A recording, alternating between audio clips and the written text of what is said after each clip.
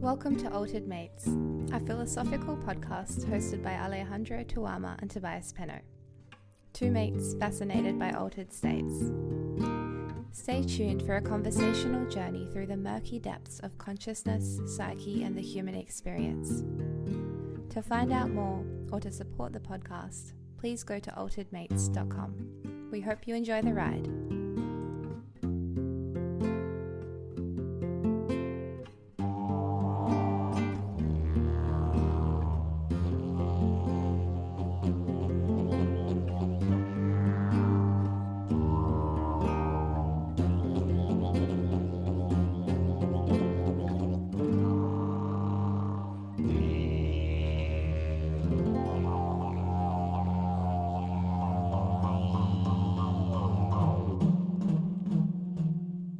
Hello everybody, Alejandro here, one half of the Altered Mates duo.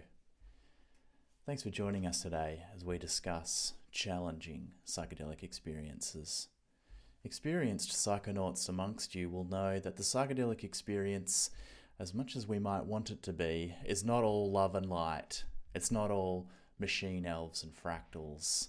While we can open ourselves up to incredible beauty and profound insights, intense pleasure, it's also possible, and maybe even likely, that we'll expose ourselves to pain, ugliness, suffering, fear, confusion, and horror. In this episode, we concern ourselves with what we have labelled as challenging psychedelic experiences.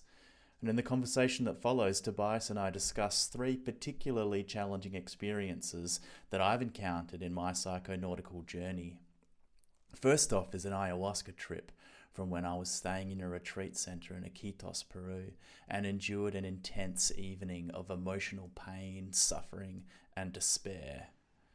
Second, we'll discuss an ominous psilocybin mushroom trip that took place at home with some close friends of mine, and where I faced the prospect that I might be living in an inescapable trap.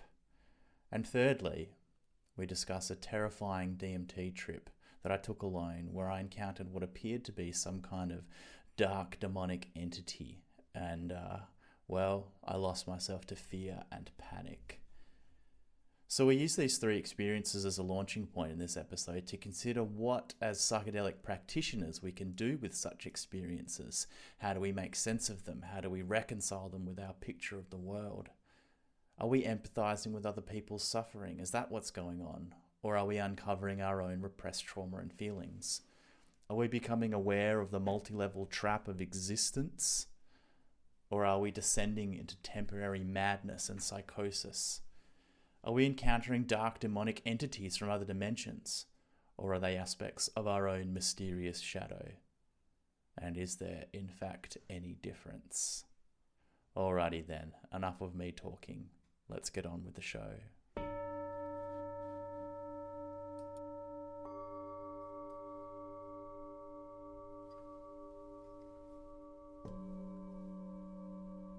Well, I think that for all the challenging experiences that I've had, the ones that are the scariest for me involve madness. That seems to be what I'm most afraid of, is that I'm going to go mad. Or that I am, yeah. That you already are and don't know it, or something No, like it's that. not that. That it's like that the psychedelic that I've taken is like making me mad or bringing out that in me, and then it's going to last forever. That what I'm feeling in that moment, which is like chaos and madness, is going to last forever. Yeah. Like that's it. And that's like, that was the moment in my life when I fucked up, and then Yep. it'll be like that forever. You flick the crazy switch, yeah, and you can't unflick it. Mm-hmm. Yeah. I've not actually confronted. Oh, actually, no, that's not true. I have had experiences where it's been late in the night and I feel overwhelmed by what is happening, and it feels like it has felt like close to being like something could break in me, like my mind could break at that point, because I can't hold this anymore. I can't keep going. Something needs to give. It hasn't given, but it's felt like it could, and that's been kind of scary. So I wanted to talk about 3 experiences in particular, and originally the way that I envisaged it, it would be in like chronological order. Ayahuasca in 2016, mushrooms in 2020, DMT in 2021. But now I'm kind of thinking like, I don't know, maybe just get to the juiciest. Just want to skip through to DMT and just go straight to the juiciest one. That's the one that I really want to talk about. Right. We can do that. I think it would be interesting to ease Progress? into it. Okay, let's do that. Let's start at the beginning. Okay. 2016, did 2016, you say? yeah. What happened in 2016? So this is the year of the big trip. I went to South America first in 2011, having never heard of ayahuasca before, but had my first 2 ceremonies at the end of that trip, and it was great. It was lovely. It was was like a classic psychedelic experience, and that there were bits that were weird, but it's like I went in so naive that I was just rolling with it. It's like, whoa, sweet, that kind of thing. And then 5 years later, I went back to the same place, had some shitty. Well, okay, so I had another kind of challenging experience when I went back to this same place, in that nothing really happened, and so I had drunk enough. People around me were in the medicine, and then just nothing was happening for me, and so I was so frustrated. I was like, besides feeling nauseous, feeling a bit sick, but then just feeling so disappointed. But anyway, then like a month later, I went into the Amazon, into Iquitos, and then to this dedicated center, like a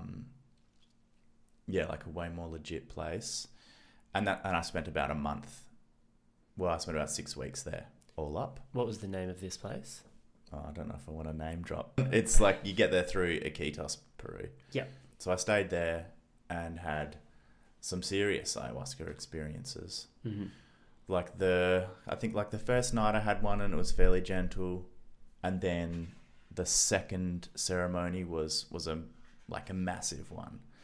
That was one where there were challenging elements, but overall, once I got out the other end, it was like, fuck yeah. That was like the breakthrough that I've been looking for. Yeah, that's why you came back. Yeah, that's why I stayed there. Well, I stayed there and then drank again, maybe 15 to 18 more times before I got to this one experience that I want to talk about now. Okay. Which is where I went in I just finished a Chiricsanango dieta, which involved staying in my little cabin by myself for 4 or 5 days, and someone from the center was bringing me this brew. It's a particular kind of plant. I didn't know about it before I went in. It was really common at this place to do tobacco diets, so it's like you come in, drink aya, and then the ayahuasca recommends a tobacco diet, so everyone just does it. But it's great. It's real cleansing, purgative. And the Chiric was a bit different. It really laid me out. Like I spent a lot of time just on the floor. Oh, all right. But it's supposed to be, grounding and that kind of thing.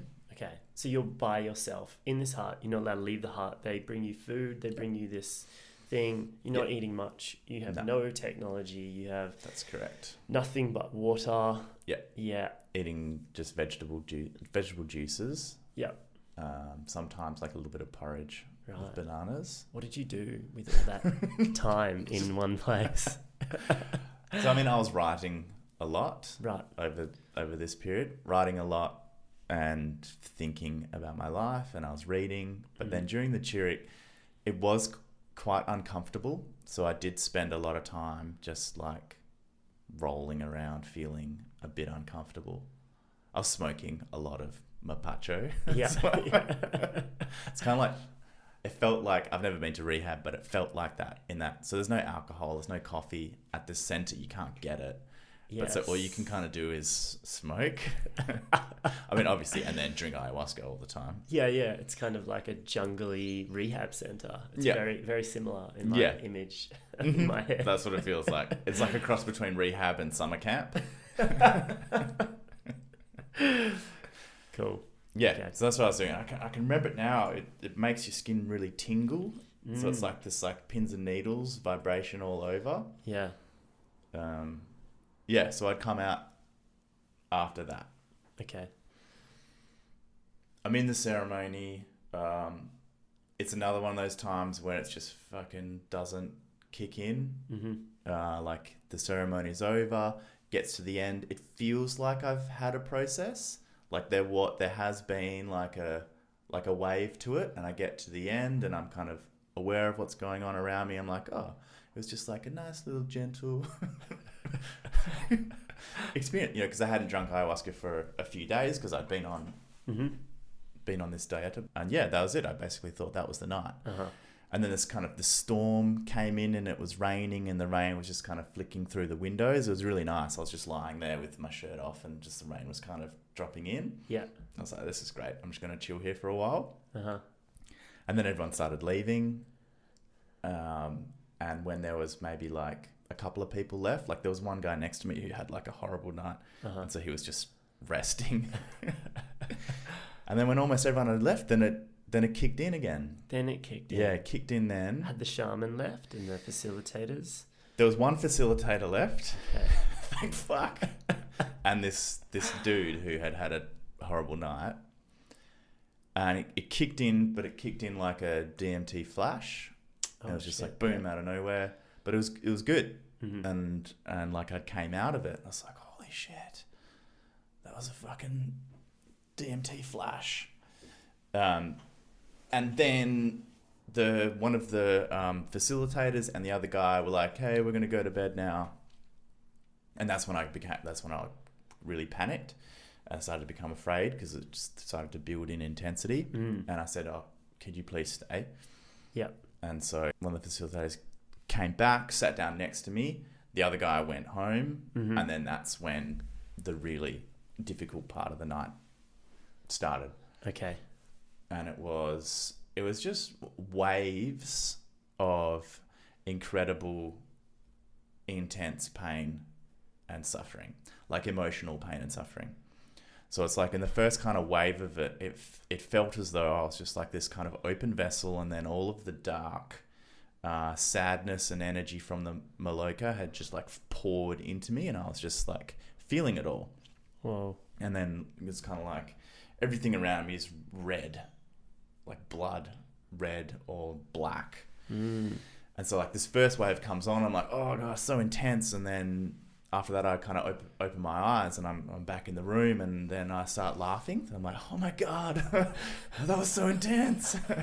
And almost feeling a little bit euphoric and kind of, in a weird way, kind of happy, because it's like, oh, I've had this experience. Wow, that was so amazing. And then that didn't last very long, and then I went back into it, and then it was just like even more pain, and it felt like kind of the world's pain, like flooding in, like not just the Maloka, but more. And that one really kind of broke me, and then I just felt overwhelmed by the feeling.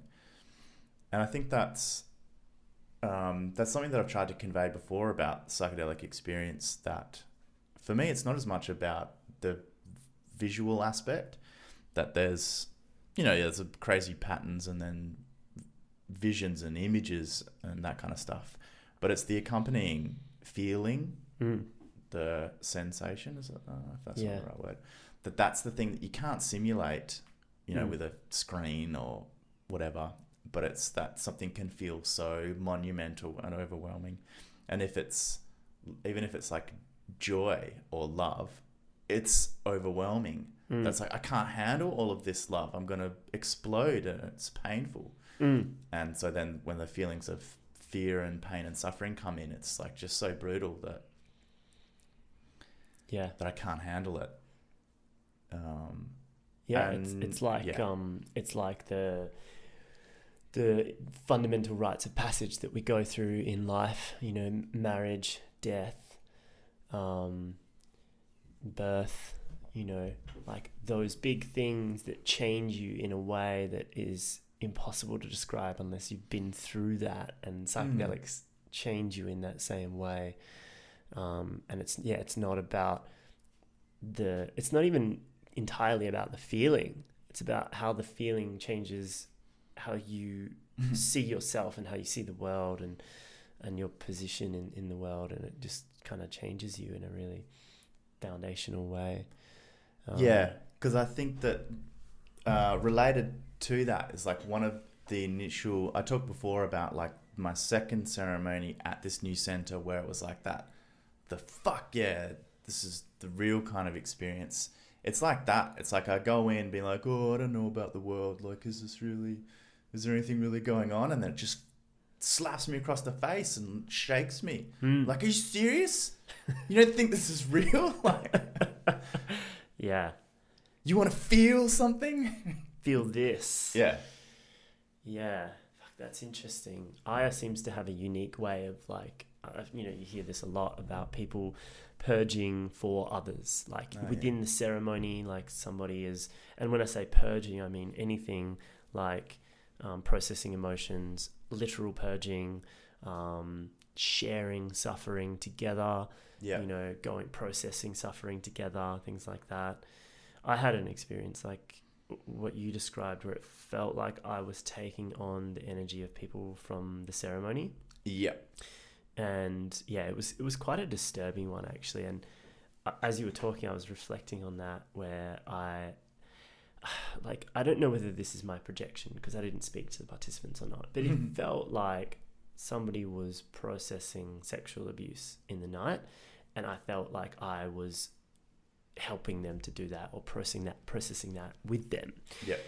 And I just realized that like one of the things that really characterized my experience was this like almost desperate desire to just get out of that situation and just leave. And like when people were talking at the end of the ceremony, I like wanted them all to stop really badly. And I was just like really didn't want to be there.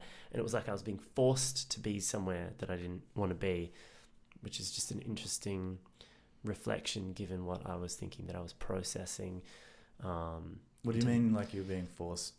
As in, like this social constraint of a ceremony meant that you couldn't leave? Yeah, that's what it felt. It felt like, you know, it felt like I didn't have a choice for some reason in the night, where normally I haven't felt that way. Okay. And I'll just get up and walk out and go take a moment outside the Maloka as I needed. And I remember looking around the room and it was almost like I could see there was something in the room, like there was a presence, something icky and dark near the roof, and then I was processing that with everybody else. That was kind of challenging in a way that I don't know whether I came out better or worse at the end of that. I almost feel like it was a neutral experience, and it was almost like I was doing something for someone else that I didn't exactly sign up to do. Yeah.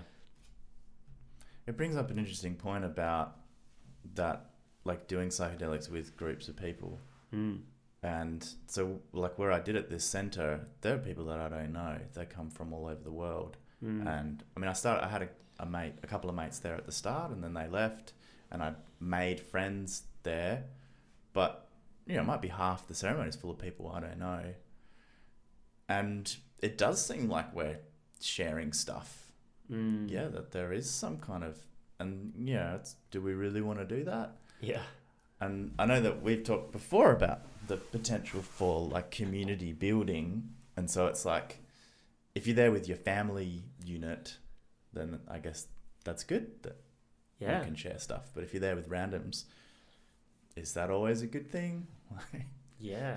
I mean, if you sort of take on that kind of like universal desire to live a life in service and, you know, try to help the world, then you could consider it an act of service to the international community. And, you know, in that sense, you're sort of helping each other across the international community. But And so there is a positive to it, but whether it's like really doing something good for you is questionable. But as I'm speaking, I'm kind of thinking about that whole like, I'm in you and you're in me. What I help you to purge, what I help you to heal is also inherently something I'm healing within myself, because we're such reflections of each other. Mm-hmm. So that offers up a framing for that experience that could be positive, where, yeah, somehow if I'm suffering a challenging experience because I'm purging something with others, then I could only suffer from that experience if I have a psychological kind of connection to that. You know, if there's something there for me which has charge and which has relevance, it wouldn't really be something that affected me if it didn't have that. Therefore, it's part of my psyche as well. Therefore, there is healing for me there as well, if that makes sense. I don't know how to make that. I don't know how to make that tangible. Yeah. I guess we'll just take a really simple experience. Someone might be grieving the loss of their father, right? Yep. I have a father. I will eventually lose my father. Unless you die first. Even then, I'm still losing him in a way. So, yeah. But, when you're losing everyone. Yeah. And so if I share that person's grief, right, then, I'm healing my grief, or even perhaps I am laying down the fertile soil for a more vital connection with my father, because I'm more fully recognizing his mortality through that shared experience of somebody else grieving their father. So it's kind of like there's this kind of web going on of kind of interconnection, and someone else's suffering can be, somebody else's healing of suffering can be your kind of healing, and become a springboard for you as well, if that makes sense. Mm-hmm. Yeah. How did we get here? Ayahuasca. That's how we got here. Okay, so back to your experience. Well, yeah. So that's all that I wanted to talk about the actual experience itself, and then looking at how to interpret it. Yeah. And so I've got a couple of ideas of how to interpret it, and that, and it's basically down to, it's like either I'm empathizing with the suffering of the world. So it's like, in my life, I see a bunch of suffering out there, that I see it on the streets, or see it on the news or whatever, have an awareness, study history, learn about all this shit, and then be like, okay, well, that's pretty bad. But then after 30 years of doing that, and then having an ayahuasca experience that just kind of makes me look at it again and makes me feel it, is like, how do you really feel about, all the suffering of the world? Yeah, that's a fucking good question, isn't it? Because it's nice to just not pay full attention to what it is. Because if you pay too much attention to it, it would be debilitating. I think that's it. That I think it's adaptive. That it's almost like we have to let it go, or not. Yeah, we can't pay full attention to all the suffering in the world all the time, because we'd just be crying on the floor. It's like we couldn't get anything done. Yeah, if we kept thinking about it all the time. I tried that. I tried to help the world when I graduated social work and work in child protection, and I put all of my energy into working with the families that I worked with. And even that's still micro. It's still just like these immediate families trying to help people who are disadvantaged, where society's been unfair to certain groups. And I totally burnt myself out from that, and then became like a bit of a shell for a little while emotionally. So that taught me that that I can't, there's not really much that I can do. But you can't ignore it either. So I guess it's about finding that balance. Or maybe it's like, just don't add to it. Yeah. Step one. Don't add to it. Don't create more suffering. First do no harm, right? Yeah. Yeah, but I think having at least an experience or a series of experiences where where there is a reckoning and a full experience of the emotional sort of reality of what's going on in the world, like a felt connection to the natural world and the devastation that's happening there, or a felt connection to people who are disadvantaged and the suffering that they go through. Just at least a experience that gives you that might humble you and help you to recognize your own privilege and your own, and the importance of why we should be trying to do the right thing and not do harm. Yeah. From that emotional perspective is important, but dwelling on it is too much. And then the other frame is that actually it's my shit. Yeah. And that I'm projecting it. That it almost like it's easier, or to think that that's actually the world's suffering that I'm experiencing, when in fact maybe it's just my personal suffering from just being a human being, and then maybe repressing my feelings for so long, and then just one day not not doing it, not repressing, and experiencing it, and it just all floods in at once and seems like it's the end of the world. Or like even earlier childhood stuff, when mum and dad are your whole world, and you experience things maybe in more extremes around connection and safety, and man, hearing kids cry sometimes, like it feels like something really horrible is happening. Like a little baby cry. If mum's not there, or even just sometimes in the middle of the night, they just wake up, and then the way they cry, it sounds like something really horrible is happening. And maybe it is in their world. And that's because everything's dark and mum disappeared. That's the worst thing that could happen. And I've just come into existence, and like, what the fuck is this? And maybe just like being born is one of the most traumatic things in the world, and we can access that traumatic material when we're under the influence of IR. Maybe it's both. I don't know how to. And I think that one in this one is not, I'm not looking for answers for that. And I think that it falls onto the challenging but beneficial part of the spectrum. I definitely, I felt broken after it, and the next day, and I was like, I don't want to drink ayahuasca again. But it happened to be that there was a person at the center who came and checked in on me the next day, and then she was like, you've just started the process, basically. Like, you just opened it up. You got to go in again tonight. And I was like, I'm not going to do it again. But, I did.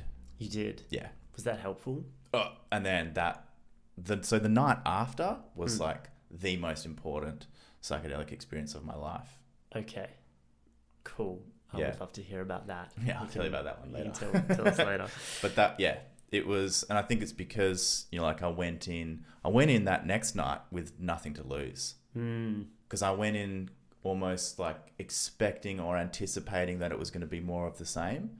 And so I had like come to grips with that. I was like, fine, if that's what it has to be, then I'll fucking do it.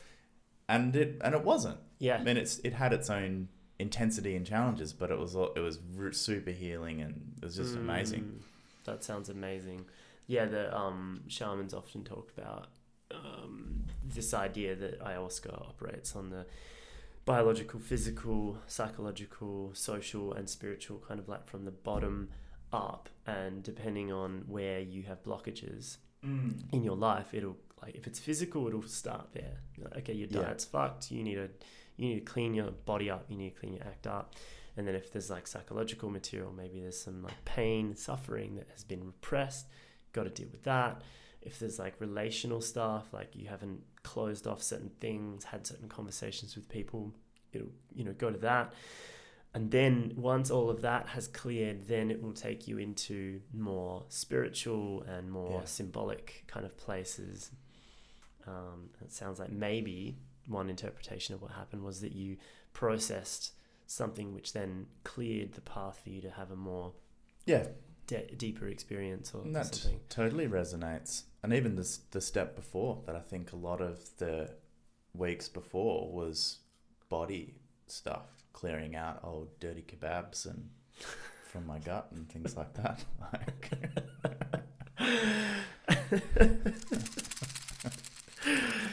Mm-hmm.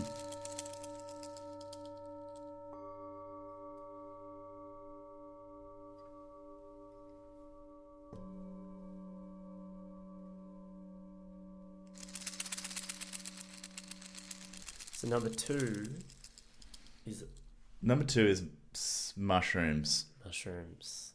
Which I was there for this one, wasn't I? Yeah, Yes, this is when we were on the West Coast. Oh, yeah, the west coast of Peru. That's right. Yeah, I remember that. with one other individual as well. Yes, yeah, little trio, Three Musketeers. Yeah. Mm-hmm.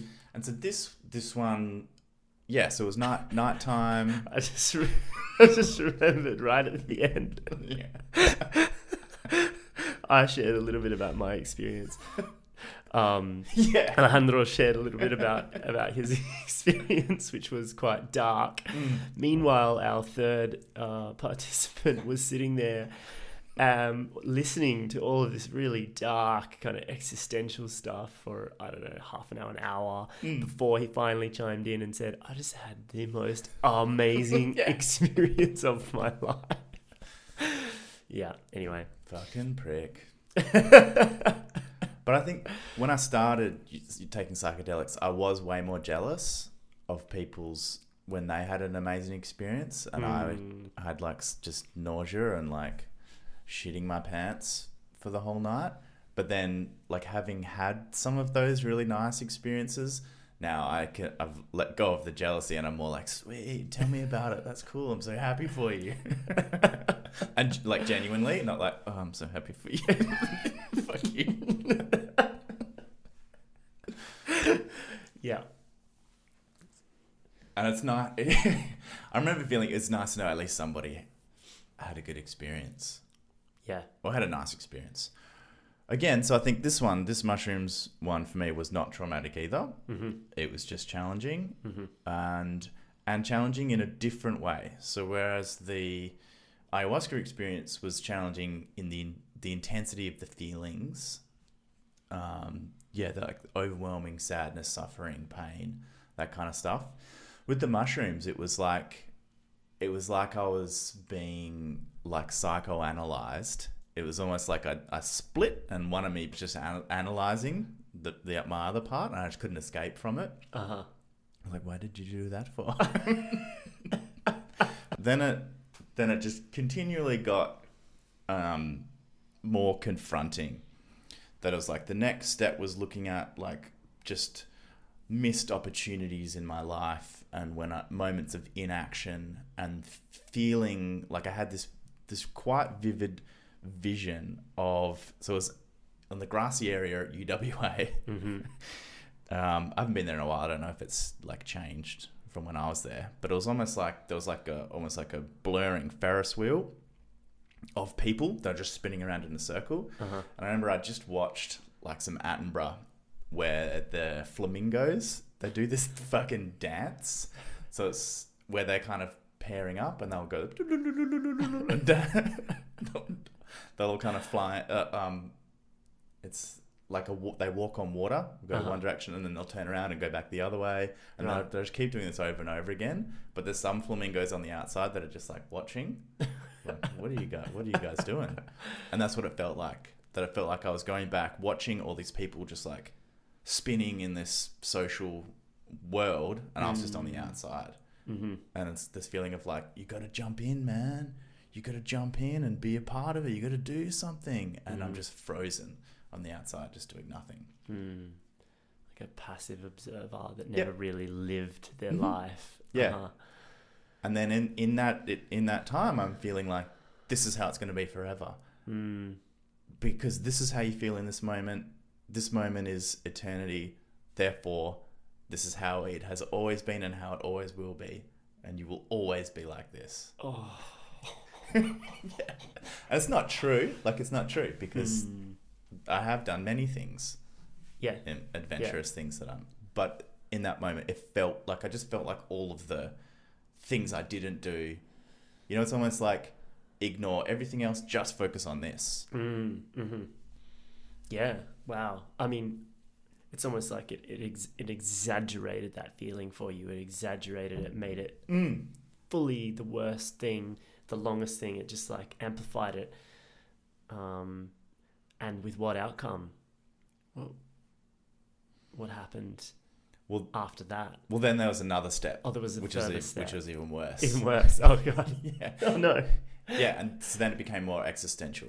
Right. And so then there came up this idea of a trap.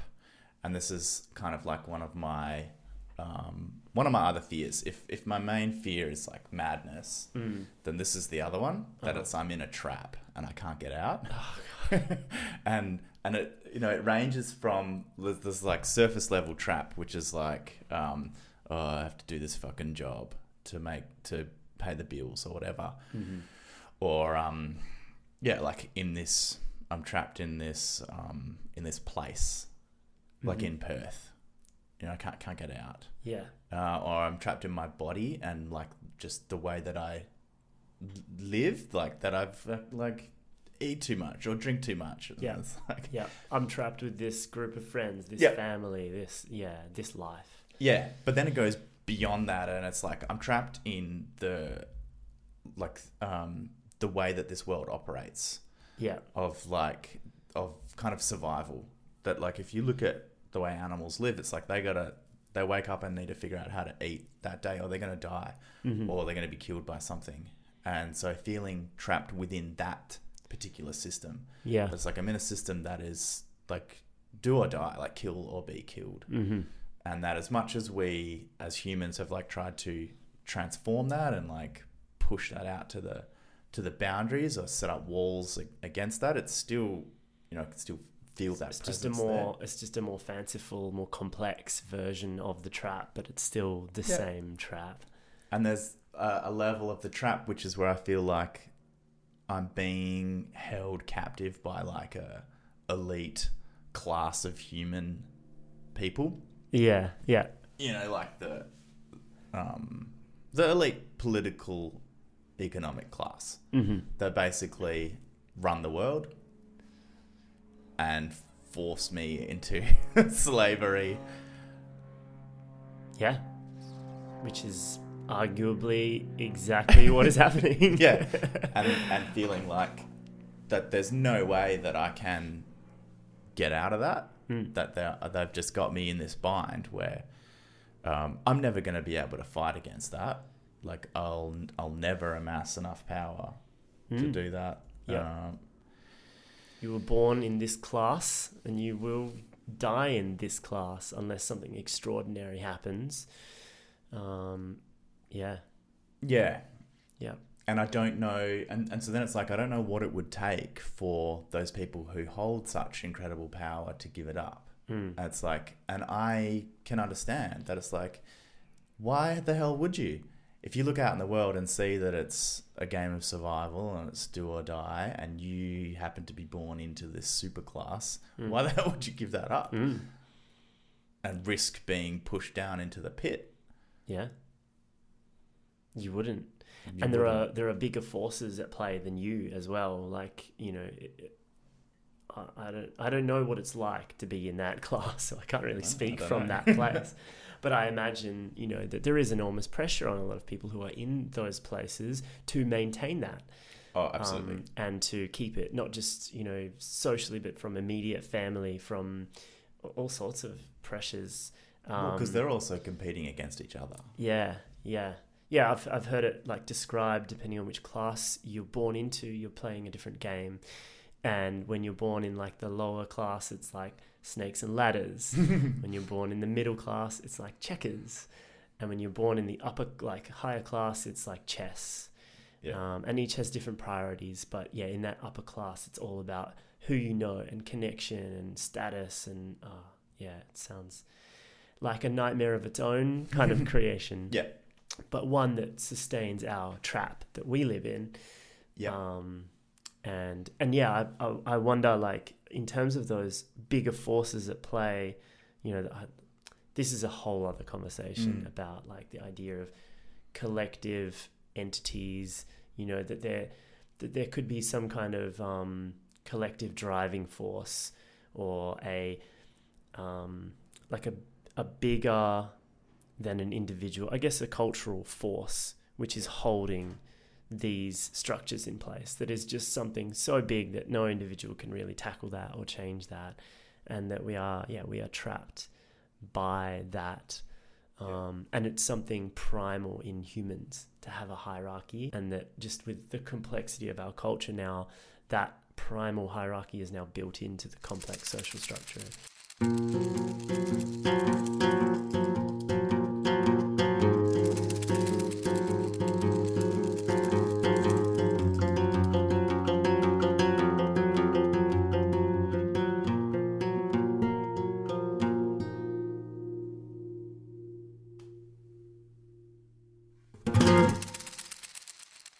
Right, so you were confronted with this trap. I have this distinct memory of you lying on the ground, face first, with your arms by your sides and your neck tilted to the side in this sort of collapsed, like oh fuck kind of position.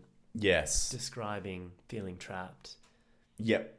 I mean, it's like I just was having my head ground down into this, like one of those rolling stone. Yeah, but at the end of it, instead of it being like hopelessness and despair, I had this feeling that I needed to fight. And that's what I was conveying to yourself and our other friend. That's what came up at the end, was that even if there's no way I'm going to win, I have to fight anyway, because to give up is even worse. Because then I'm like selling my soul. I'm killing my soul. I'm doing it myself. It's like, got to die on the battlefield. Yeah. I remember it being hilarious because you were so collapsed and you were so defeated. Yeah. But at the same time, you were like, but I must fight. I don't want to. I really don't want to. But I have to. And it was funny as well, wasn't it?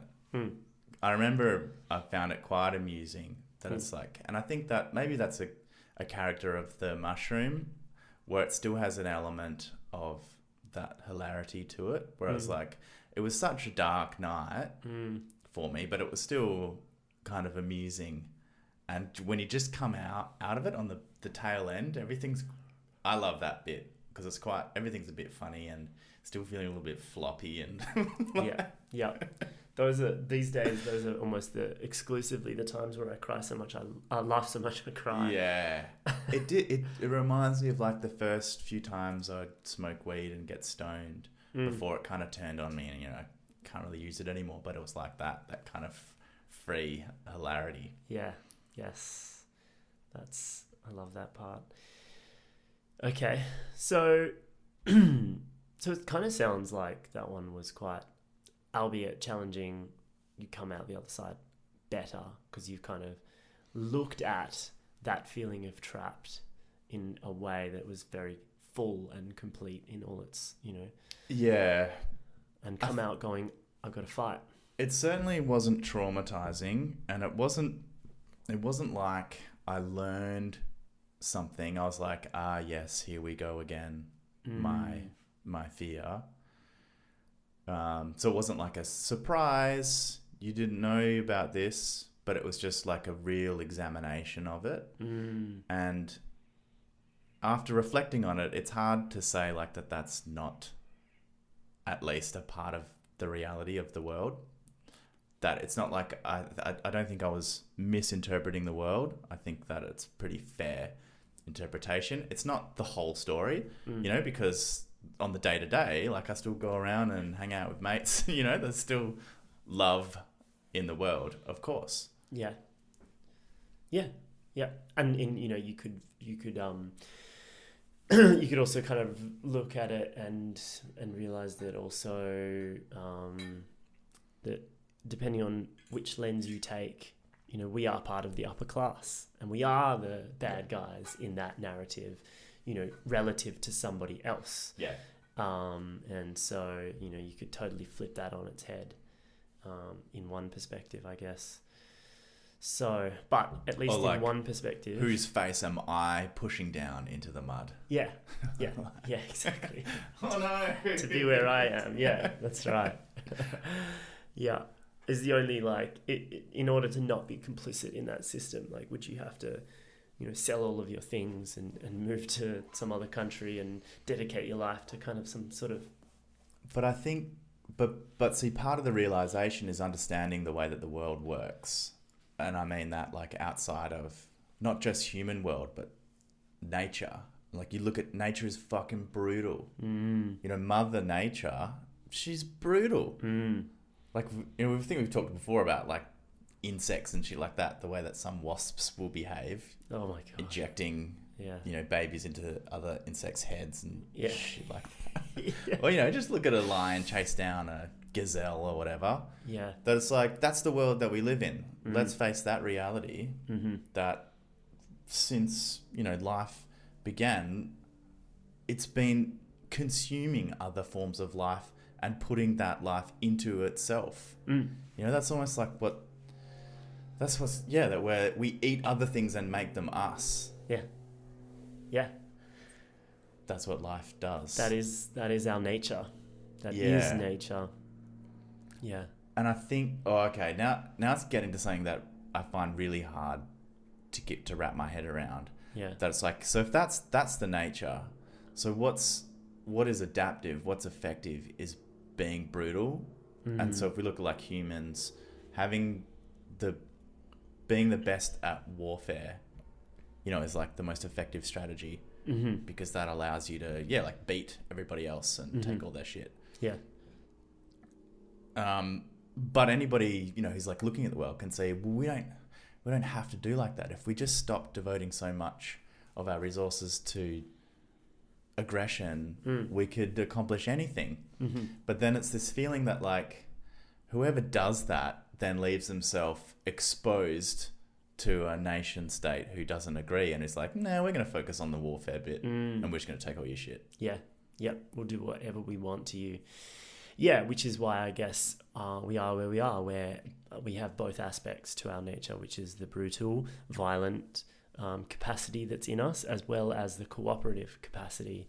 And I do think that generally speaking, nature, as well as human beings, we're renowned for being one of the most cooperative species, in the world because of our high levels of communication.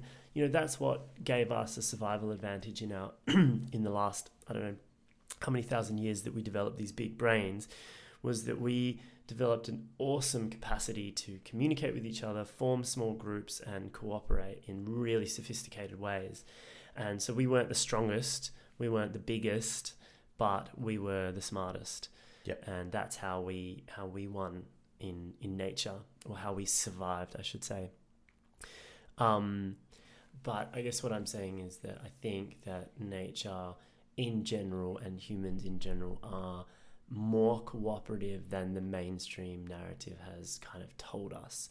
We were given then survival of the fittest narrative. Yeah, well, the Hobbesian narrative that primitive human beings in our early stage, life was short and it was brutal and it was just dog eat dog.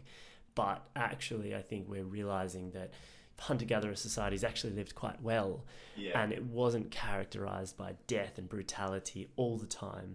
That existed and was a part of it, but there was a lot more time in cooperative and relatively harmonious community living in small tribes.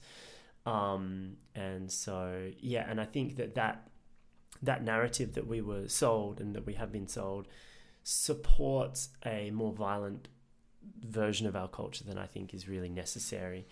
And that, we're kind of coming into I hope that we're coming into a new era of cooperation. Yeah. Okay. We could keep talking about that. Maybe we park that one and... Yeah. But what are we saying here? That the world is a... The world is everything, I reckon. The world is everything. It's good and... Yeah, it's brutal and it's beautiful. Come to terms with it.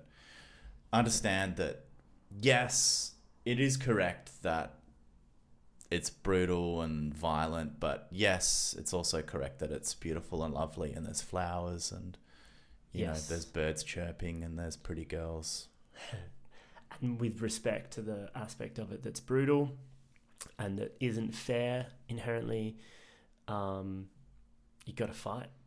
You got to fight because it's better than to not fight. I think that's a pretty good place to get to. Yeah. All right. And I'm going to take that lesson. I remember hearing that when you shared in the night, and I was like, yeah, that was kind of inspirational for me to hear. I was like, yeah, a reminder that that I want to fight, that I want to give my all to life, and not just kind of passively accept the way the world was presented to me by my society. All right. So that was number 2. Yeah. And now we're up to the final. Now the final one. So this was 2021. This is last year. Okay. And this is with DMT. Mm. So my experiences up to this point, so I used to vaporize DMT using a crack pipe. I remember. Yeah, it's pretty gross. It was a pretty gross, in a number of ways, system, in that it was like it felt real cracky, felt like a junkie at times, and it was hard to take in a breakthrough dose. So it was physically hard to actually make it work. To vaporize enough DMT and ingest it to have the breakthrough experience using that method. Yeah. So it would get to the stage where it's like usually had to hit it 3 times. Mm-hmm. So like vape the first bit, suck it in, hold it for as long as you can, exhale, then heat it up again. And the problem is that as I'm heating it up, the DMT from the first hits are coming on, and so everything's like, oh, can't quite see the crack pipe anymore, and then there's enough time to kind of wimp out and be like, fuck, do I really want this third hit? Oh my god. And so it was a bit more unpredictable, and like I did have breakthrough experiences using that method, but I had a lot of so it's just sub-threshold experiences, like getting up to the gates and then fizzling out. It's much more of a battle with that to break through, because it's taking you more gradually to the threshold, and leaping over that threshold is terrifying. So it's better to have something that's just going to push you over the edge straight away if you're chasing a breakthrough experience. And so that's what I was, and so that's what I did, and I did some research and ordered a bunch of parts that I put together into this like sweet electronic vaporizer. And so then I started testing it out. And I was using the same kind of measuring method, which is what I was using with my crack pipe, which was just stick a knife in and pour a bit in, and then that would be cool. And so it's worked I remember like the first time I hit this vaporizer, it was like one hit, instant breakthrough, straight into the DMT world. It worked perfectly, and I came out like, this is a game changer. After all this fucking around and effort, this was like a guaranteed way to hit it. Yeah. And so I used it every now and then. And then this one particular time, I was I was feeling low. I was feeling down. Just shit at work was frustrating me. And I got like the little feeling like, oh, I should do some DMT. Because I was looking to it to like pull me out of this funk. I wanted something cool to happen, basically. So I had the vape, I hit it, and had like I broke through, and when I was there was this like feminine entity. So it presented itself as like a young girl, and she was like holding out her hand and like, come on, almost leading me through, almost a bit like what's the word for it, patronizing. That's like come on, yeah, it's like, come on, I'll show ya. Oh, don't you know how to do it? Come on. You know, it's like a young kid showing tech. And it's like, this is how you do it. But it was really nice. I was like, yeah, sweet, cool, show me through. And then that kind of wore off. And then I'm back in the room, and I look down at my vaporizer and can see there's like a little bit still left. And I was like, oh, I'll just clear that, turn the vape on.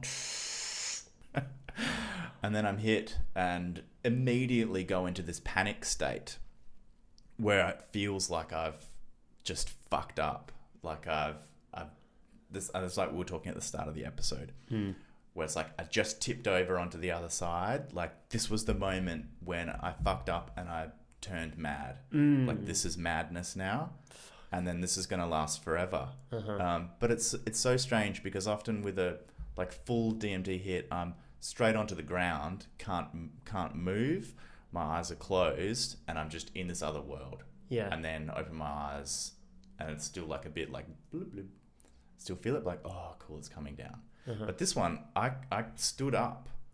I stood up and I was walking around the room, but it was just this fucking panic that I was like, I'm never going to get out of this. And I'm thinking like, oh, I should call somebody. I should try and call someone. But then, I can't manipulate the world. I can't find my phone or anything like that. I walk into the bathroom. It's like, oh no, I'll have a shower. I look into the mirror. There's nothing in the mirror. And I'm like, oh, shit. The whole world turns this like, it's like it's like black and white, but inversed. Yeah. So like the walls are kind of black, I can't quite describe it. It's like it flipped to the other side. Yeah. So I'm freaking out. I feel super embarrassed that it's like simultaneously I'm panicking that I've lost my mind and it's going to be like this forever. And then I'm embarrassed being like a psychedelic advocate, and that I'm like the shame. I'm gonna have to call my friends and explain to them what I've done. Yeah. Like I'll be in a mental hospital or something like that, and the people like, that's what happens. He was foolish, that kind of. Like, oh, we were always worried that this was gonna happen to you. Yeah. And then the final blow is the feeling of this presence in the room, this like dark, monstrous entity, and it's like, oh, I have you now. It's like, oh my god, what the fuck is this? Like, there's an actual demon now that's come and is like, I've got you, like you're mine now, and I'm like trying to fight, like no, and in the end I just collapse onto the floor and kind of resign that I'm like, fine, like take me. I can't do anything. Do anything. Yeah. And then I'm on the floor, collapsed, and then then it wears off. and it wore off, and I'm on the floor, kind of chuckling. So I'm like, oh, thank fuck. Like I'm glad that I'm not permanently insane. Like that is quite a relief. Yes. And the next day I woke up and, birds were chirping and I was like, phew. But I couldn't shake the feeling. Like it was still there, that just in the back of my mind that that happened. It wasn't so easily brushed off. And I did, first thing I did was then order a scale. Because I went back to the video for assembling this vaporizer and they were like, note, make sure that you measure the amount of DMT that you put in, because this is much more efficient than other methods. Even if you're an experienced user, you should do this. Of course I didn't follow that because I'm like, cool, that's for other people, not me. Yeah. So I was like, right, okay, I'll measure it next time. Yeah. So I got that scale and I did go in again and so I tested out the scale, tested out some doses, but each time I went in again with the DMT, I was very apprehensive and I felt like my body was like, nah man, don't do that again. That was fucked. And And so I found it, like I was afraid. Yeah, you had a small trauma, sounds like. And, and your nervous system was like, that's not safe. Yeah, and you're yet to fully return. I haven't gone, so I did some tests to check out dosages. And so I was slowly kind of increasing the doses until I got to a state where I was like, I don't want to go into that level. But now I've got an idea of like what's the sub-threshold amount for me using that equipment. Yeah. So I feel more confident that when it's time to go back in, I can start low and not blast myself again. How will you know when you're ready again? And what are you going to do differently this time? So that's a good question, and it does bring up some important details from the way that I prepared for that particular one, which was really shit preparation. So I was feeling low energy. I was burnt out at work. I went in wanting the experience to give me something cool to pull me out of it. I was kind of caught in this way of like looking at the psychedelics as cool things. You know, it's like, hey man, just quickly like dip into a DMT experience, have this sweet crazy experiences and come back out again. And maybe some people do that. But I guess I'm kind of thinking like maybe that's not how it happens for me. That as much as I would really love to be able to just casually have a breakthrough DMT experience, maybe I just can't. Yeah. That it's just too intense for me, that I'm just going to feel it more intensely. This is where I have that jealousy sometimes, is that there are some people, some psychonauts, quote unquote, who they tend to strike me as generally quite gentle-natured human beings that are really humble and soft and kind, and they don't seem to have any, or very rarely have, antagonistic or challenging experiences. They're often the kind of people that have a really strong relationship with ayahuasca as an entity. Oh, she showed me this, and it's like, it really sounds like because of that relationship, it is always gentle. Like they'll say things like, oh, this time I asked Mother Ayahuasca to give me a gentle experience, and so she did. She really guided me through this one, and I get jealous a little bit then, because I just seem to have a much more tumultuous experience. Yeah, a lot of the time. Maybe it's something that we can get there. Yeah, but whereas for some people maybe it was an easier process or a more natural process. I do actually feel like I'm closer, and it is one of those things where the more I treat these substances as though they are not just a substance, they are an entity or a being with which I have a relationship, the more I feel like the experience opens up, and it opens up in a more gentle way. It's not me treating it like a thing or a commodity, an experience that I want to get for myself, and it's more of a relationship. Then it seems to help. Don't know how that applies with DMT. Well, then it begs the question then, that is that did that massive monstrous black force that I encountered, what the fuck was that? Yeah, well, I mean, one interpretation that I have thought about before is like, and I think actually, what's that guy's name? Graham Hancock. He sort of says, ayahuasca is like a spirit that will guide you. Whereas when you take DMT, what he finds generally is that the entities that appear with DMT have no understanding of consent or care for you. They just come along and kind of do whatever the fuck they want to you. And when he said that, it kind of it resonated for me. It's like when you take ayahuasca, you're inviting a guiding spirit to join you for the ride. When you smoke DMT, you're just cracking yourself open to anything and everything that's out there, inclusive of all sorts. Yeah. Well, I'd had a conversation with a friend of ours. So he was saying after using DMT a lot, that he's basically stopped doing it. Right. Because it had because of the unpredictable nature of it. And probably it is harder to bring something back from a DMT experience because it's so fleeting, it's so fast and intense. But he was also saying that it's almost like you don't know what door you're going to step through with it, and there's sometimes you open a door and it's fucked on the other side. Yeah, that seems like a pretty strong interpretation, and that's why I think DMT is more dangerous. And I'm always like, I tend to caution people more around DMT because of that. You know, I heard of somebody's experience when I was in South America. They'd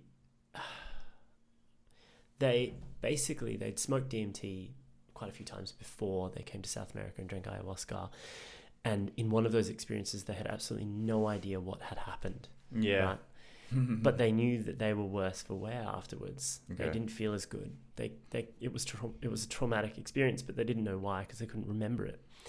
And during one of their ayahuasca journeys, ayahuasca guided them to those memories and said, hey, this is what happened, and almost like nurtured them through re-experiencing the traumatic memory in a way that they could manage. And what the traumatic memory was this person had a particular disease, and in their DMT experience, the disease killed them and they experienced their own death. But it was maybe overwhelming, and so the mind repressed it. Their mind repressed it, and then later on, ayahuasca was like, "Okay, here, let me." When you died.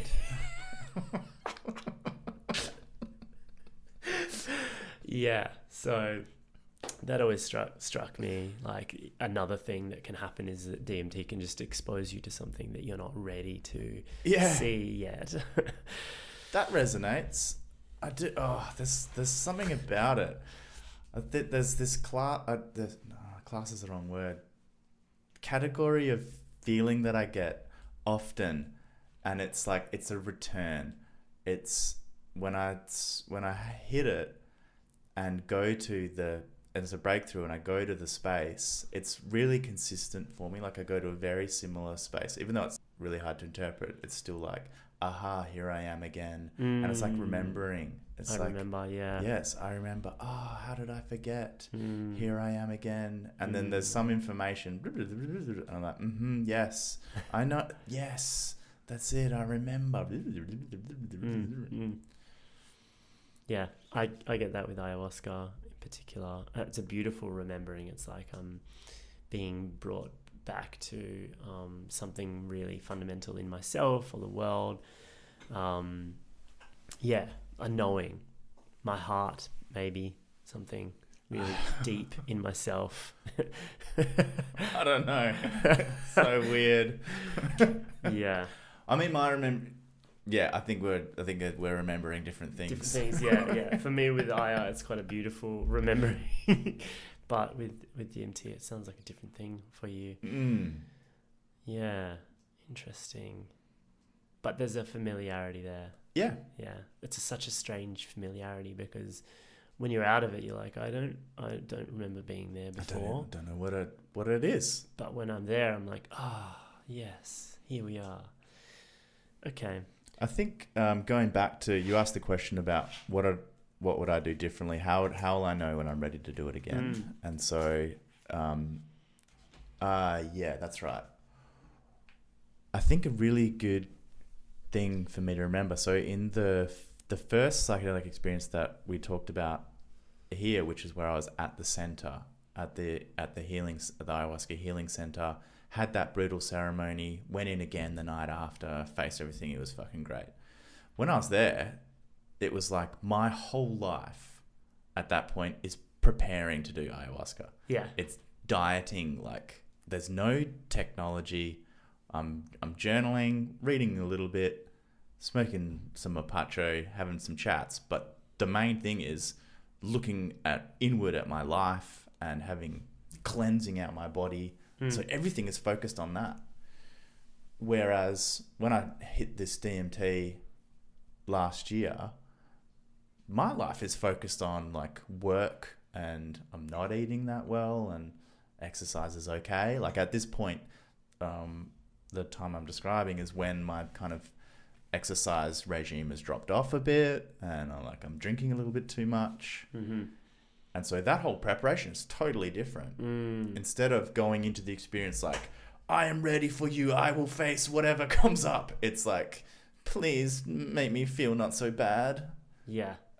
Going in like that is a recipe for disaster now that I can look back at it.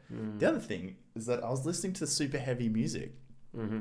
I remember I was listening to this band. I almost don't want to say the band or the song because then someone else might go listen to it and then it'll fuck them. There's something in the music that's like a demonic kind of... So I was listening to it, and the particular song, and there's a video clip, and it is super demonic. It's like there's this guy who's basically trapped by a demon. So I'm like, well, maybe don't listen to that kind of shit before you go into the DMT world. Bring in, do a little bit more love and light, bro. Yeah. So I think that being ready physically and mentally, being clean. And then the other thing is that I usually just get a sense. I'll be driving around and it'll be like, it's time. And then I'll know that it's time. Okay. You get called. Yeah. Yes. It's like, yeah. And so after that really difficult experience and chatting with a few people, I was like, I need to take a break. I need to rethink this and make some changes before I can go back in, because I just shouldn't. And so I'm getting much closer now to feeling like it's time. I still haven't got the call yet that it's like, okay, this Sunday, it's time to do it. Yeah. But it's just feeling closer. It's getting closer. It's feeling like, yeah. And it may well be, I might use some different medicine first, do a mushroom sit. Actually, that'd be lovely. Do something like that instead. Or not instead, in the lead up to, easing back in. And then at one point, I'll know that it's time. Yeah. Makes sense. All right. Well, I think that pretty much covers the three pieces. Is there any final comments or reflections? There's something on the DMT, and this may well just open up a topic for a later chat, which is talking about what actually is happening there, or what was the experience. So the little feminine spirit that took me by the hand and the dark demonic shadow, are those aspects of my unconscious? Are they part of the human collective unconscious? Are they interdimensional beings that actually do exist? That dropped in on your experience. Yeah.